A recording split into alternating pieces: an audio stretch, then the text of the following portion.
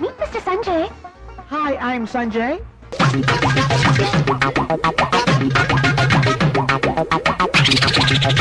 உங்க ஸ்மைல் கியூட்டா இருக்கு.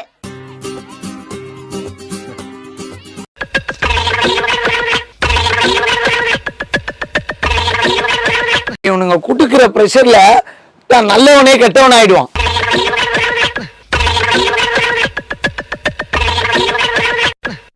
இனிமே இந்த பக்கம் உன்னை பார்த்தேன்.